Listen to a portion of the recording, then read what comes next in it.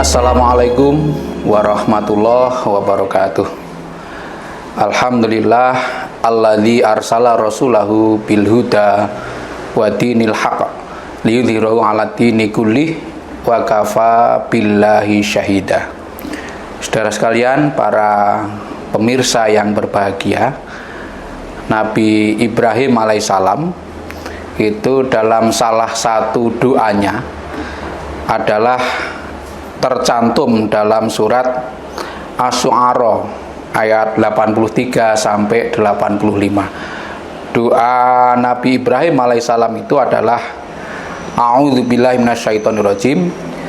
Rabbi habli hukma wa alhiqni bis-sholihin waj'alni lisana sidqin fil akhirin waj'alni mi warathati jannatin na'im, yang artinya, ya Tuhanku, berikanlah kepadaku hikmah dan masukkanlah aku ke dalam golongan orang-orang yang solih, dan jadikanlah aku buah tutur yang baik bagi orang-orang yang datang kemudian, dan jadikanlah aku termasuk orang-orang yang mempusakai surga yang penuh dengan kenikmatan.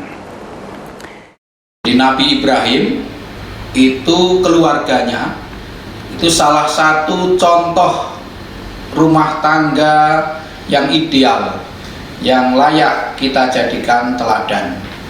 Nah, dalam doa yang disampaikan oleh Nabi Ibrahim alaihissalam tadi, itu bangunan keluarga yang ditumbuhkan oleh keluarga Ibrahim itu dimohonkan kepada Allah. Kalau Nabi itu memohon kepada Allah, itu dalam prakteknya, dalam amalannya juga dibuktikan dengan ikhtiar yang nyata. Nah, itu yang dilakukan oleh Nabi Ibrahim. Apa visi berkeluarga bagi Nabi Ibrahim? Itu tidak hanya untuk kepentingan keluarga sendiri, bahkan juga tidak hanya Nabi Ibrahim. Para nabi, para pemimpin umat itu membangun rumah tangga yang baik, rumah tangga yang bahagia, itu tidak hanya untuk kepentingannya sendiri. Maka karena itu bukan perkara yang sederhana, bukan perkara yang mudah untuk dilakukan, sehingga Nabi Ibrahim memohon kepada Allah dengan sungguh-sungguh. Ya Allah, ya Tuhan kami, berikanlah kepadaku hikmah, kebijaksanaan, ilmu, kearifan. Yang ini tidak menyadari bahwa hikmah itu tidak hanya diperoleh dengan usaha sendiri, perlu bantuan, perlu dukungan dari orang lain, dan tidak kalah pentingnya adalah bimbingan dari Tuhan Allah Subhanahu wa Ta'ala. Sehingga permohonan supaya diberi ilmu itu tidak hanya menggambarkan bahwa beliau adalah butuh, tetapi juga gambaran bahwa Ibrahim meskipun seorang nabi itu juga rendah hati.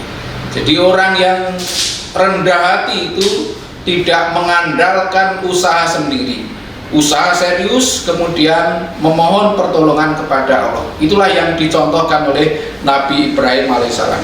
Dan masukkanlah aku ke dalam golongan orang-orang yang solih. Jadi bangunan yang ditanamkan oleh Ibrahim, baik pribadi maupun keluarga, itu adalah diarahkan kepada milieu, kepada masyarakat yang baik-baik. Jadi tidak, kalau ingin membangun diri pribadi dan keluarga yang baik, ya pergaulan sosialnya adalah pergaulan sosial bersama orang-orang yang baik. Sulit dibayangkan orang akan menjadi baik kalau pergaulannya adalah pergaulan yang salah. Maka kita tanamkan dalam diri dan keluarga kita senantiasa bergaul dengan lingkungan yang solih. Dimulai dari membentuk keluarga yang solih, kemudian berusaha membangun lingkungan keluarga yang solih pula. Nah, kemudian setelah itu baru kemudian Nabi Ibrahim alaihissalam memohon kepada Allah supaya keluarganya itu menjadi keluarga yang kelak menjadi buah tutur yang baik. Jadi yang diceritakan itu nanti diteladani, dikesankan oleh masyarakat adalah kebaikan-kebaikannya. Maka keluarga muslim, keluarga orang yang beriman itu harus berusaha sekuat tenaga, yang dilihat oleh orang adalah kebaikan-kebaikannya. Sebab tidak mungkin orang akan sempurna, tidak ada kejelekannya. Tapi yang dikesankan oleh orang lain, yang dikesankan oleh masyarakat, juga generasi yang akan datang adalah kesan yang baik. Artinya kebaikan kita diusahakan menutupi kelemahan-kelemahan kita. Jangan sampai justru kelemahan kita, kejelekan kita itu menutupi kebaikan-kebaikan kita. Nah, itulah yang diharapkan oleh Nabi Ibrahim alaihissalam, yang harus kita teladani supaya kehidupan kita di dalam berumah tangga itu menjadi rumah tangga yang dijadikan teladan, bukan oleh generasi yang menyaksikan, tetapi juga oleh generasi yang akan datang. Sehingga sekali lagi saya mengajak kepada pemirsa sekalian, kita usahakan semaksimal mungkin bahwa yang ditangkap, dikesankan oleh orang lain kepada kita adalah kebaikan-kebaikan kita. Bukan karena kita tidak punya kesalahan, tetapi kalau kita punya kesalahan itu bukan karena kesengajaan. Nah, kalau orang bersalah bukan karena sengaja, itu akan dipahami, dimaklumi, dimengerti oleh orang lain, sehingga orang lain akan menutupi kelemahan kita. Tetapi kalau ada orang itu menantang-nantang dengan perbuatan jelek, bahkan ada yang sekarang itu menantang masuk neraka tidak apa-apa. Nah, kalau yang seperti itu sulit akan dikesankan sebagai orang baik. Yang membuat orang terkesan baik itu kalau sekali lagi orang itu berbuat salah karena khilaf, bukan karena kesengajaan, bukan karena memang tabiatnya yang salah. Nah, sehingga yang terkesan pada orang kita adalah yang baik-baik saja. Nah, mudah-mudahan kita sekalian itu bisa mengikhtiarkan yang seperti itu, sehingga keluarga kita, keluarga orang-orang yang beriman itu menjadi teladan, bukan hanya bagi orang yang menyaksikan, tetapi juga bagi generasi yang akan datang. Nah, itulah yang kita harapkan bagi seluruh keluarga muslim di mana saja berada. Kemudian doa ketiga Nabi Ibrahim adalah, dan jadikanlah aku termasuk orang-orang yang mau mempusakai atau mewarisi surga yang penuh dengan kenikmatan. Sehingga target idealnya adalah akhirat, kebahagiaan di surga. Kalau orang sudah tidak punya target keselamatan di akhirat, itu pasti hidupnya akan seenaknya sendiri. Nah, maka ini menjadi penentu seseorang itu punya perilaku yang baik atau tidak baik. Kalau orang itu masih mengidamkan surga, itu pasti perilakunya akan terjaga dalam suasana kebaikan dan kebenaran.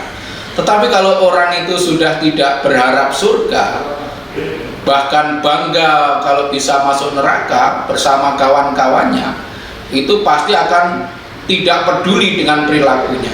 Dia akan merasa nyaman saja berlaku dosa, dia akan tenang saja berbuat salah, karena memang tidak punya impian untuk mendapatkan surga. Jadi hati-hati dan waspadalah dengan orang yang sudah tidak peduli dengan hari akhirat, orang yang sudah tidak peduli dengan surga dan neraka. Kalau orang yang sudah tidak mengimpikan surga, itu waspada dengan orang yang demikian. Nah, kita sebagai bagian dari orang-orang yang beriman, kita teladani apa yang diimpikan oleh Nabi Ibrahim alaihissalam, agar keluarga kita, anak-anak kita, kawan-kawan kita itu tetap terjaga visi hidupnya untuk mendapatkan warisan surga yang penuh kenikmatan. Nah, dengan visi hidup, cita-cita hidup yang masih terpelihara, terjaga untuk mengimpikan warisan surga itu, maka akan membimbing perilaku kita, hidup kita akan menjadi lebih baik. Nah, saudara sekalian yang berbahagia, nah semua itu harus kita tanamkan dalam generasi yang akan datang. Generasi anak-anak muda kita, termasuk di dalam rumah tangga kita masing-masing. Sehingga kita sebagai orang tua, katakanlah, tidak boleh mengabaikan tugas dan peran ini. Rasulullah Shallallahu Alaihi Wasallam bersabda, "Kafa bil mar'i ithman an yahjisa amman yamliku qutahu." Cukup bagi seorang laki-laki itu dikatakan berdosa apabila menahan hartanya dari orang yang menjadi tanggungannya. Jadi ini artinya apa? Orang yang mengabaikan tugasnya, orang yang mengabaikan kewajibannya, baik dengan harta maupun kejiwaannya, untuk membina, mendidik anak-anaknya, itu sudah cukup dikatakan berdosa. Sehingga kita tidak boleh mengabaikan kewajiban kita terhadap pendidikan anak-anak kita, karena anak itu merupakan investasi masa depan yang tidak pernah putus-putusnya. Nah, untuk itu kita di dalam rumah tangga kita masing-masing wajib memanfaatkan seluruh potensi yang dimiliki untuk menyiapkan generasi, juga untuk menggapai surga yang menjadi impian kita. Jangan sampai kita menjadi orang yang tidak peduli terhadap generasi yang akan datang. Nah, untuk itu pada pemirsa yang berbahagia, membangun keluarga dengan dimulai dari rumah kita masing-masing, kepedulian kita terhadap persoalan yang ada di anak-anak kita itu sangat penting.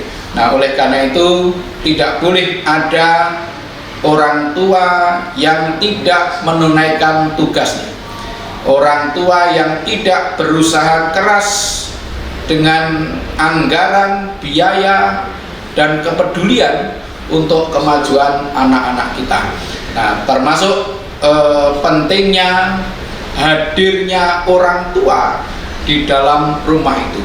Nah, hadirnya orang tua di dalam rumah itu tidak selalu setiap hari di rumah, tidak, tetapi memanfaatkan waktu secara berkualitas, secara maksimal, berada di dalam rumah.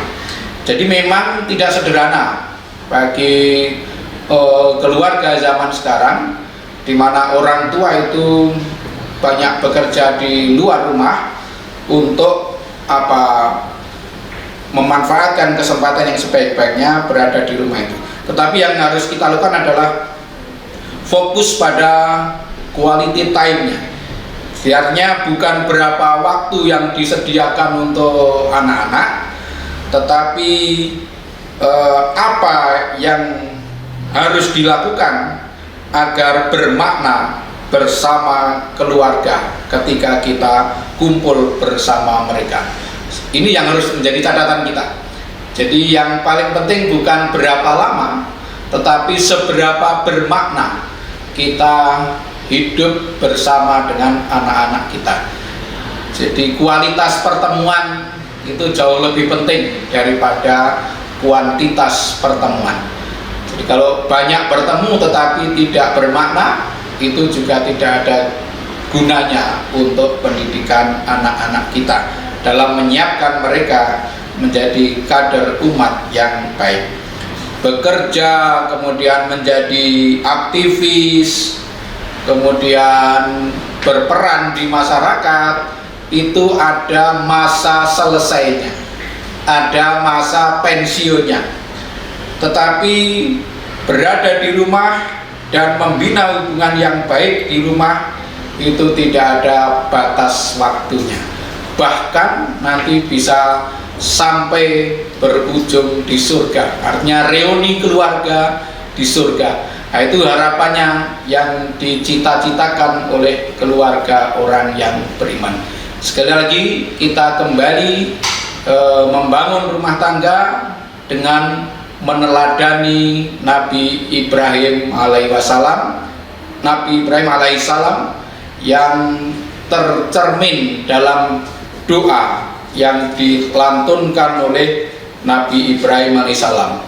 Robbi habli hukma wa alhiqni bis solihin. Ya Tuhanku, berikanlah kepadaku hikmah dan masukkanlah aku ke dalam golongan orang-orang yang solih. Jadi memasukkan keluarga kita dalam golongan orang-orang yang solih. Pergaulan keluarga kita, pergaulan bersama orang-orang yang solih. Kemudian yang kedua, waj'ali lisana sidqin fil akhirin, dan jadikanlah aku buah tutur baik bagi orang-orang yang datang kemudian. Nah, yang kedua ini kita berusaha menjadi keluarga yang dinilai kebaikannya baik oleh generasi yang menyaksikan maupun generasi yang akan datang. Dan yang ketiga, waj'alni miwarasati jannatin na'im, dan jadikanlah aku pewaris surga yang penuh kenikmatan. Menjadi kata pengunci adalah kita masih mengimpikan surga. Kalau kita masih mengimpikan surga, hidup kita akan terjaga kebaikannya. Nah, itu saja yang saya sampaikan, mudah-mudahan bermanfaat. Billahi taufiq wal hidayah. Assalamualaikum warahmatullahi wabarakatuh.